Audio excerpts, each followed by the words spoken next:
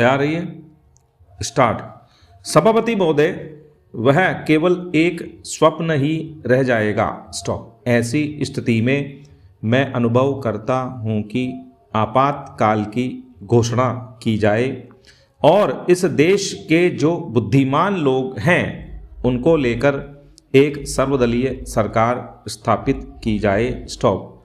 हम यह अनुभव करते हैं कि जिस तरह का शासन इस समय चल रहा है उससे देश की कोई भी समस्या हल होने वाली नहीं है, बल्कि इस सरकार की गलतियों से समस्याएं बढ़ती जा रही हैं। स्टॉप।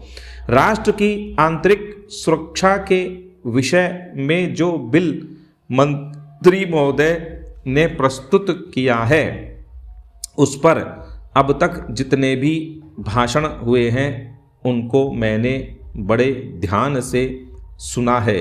माननीय सदस्यों ने व्यक्तिगत स्वतंत्रता की लपेट में बहुत सारी बातें कही हैं और हमारे दल की ओर इशारा करते हुए कहा कि हम भी इसके औचित्य के संबंध में फिर से विचार करें।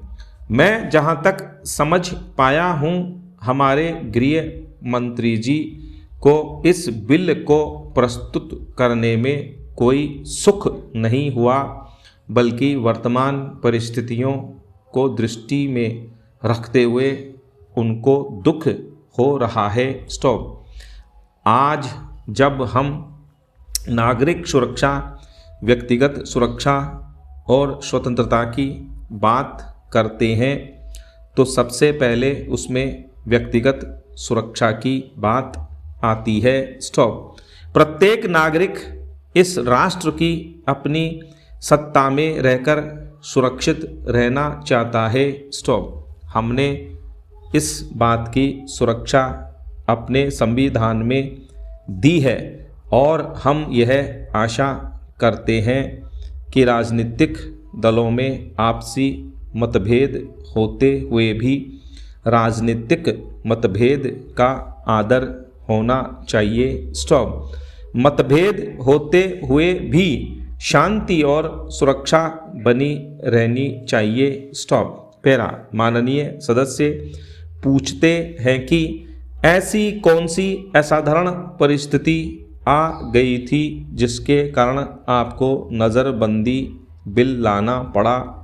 मैं आपसे कहना चाहता हूँ कि क्या ही अच्छा होता यदि नेहरू जी की उस बात को जो उन्होंने लोकतंत्र के संबंध में बहुत वर्ष पहले कही थी आज भी स्मरण रखते। स्टॉप। उन्होंने एक बार कहा था कि लोकतंत्र के संचालन और दायित्व निर्वाह में अगर किसी प्रधानमंत्री को बार बार पीछे मुड़कर देखना पड़े कि कोई छुरा तो नहीं भौंक रहा है, यह कोई अच्छी बात नहीं है। स्टॉप।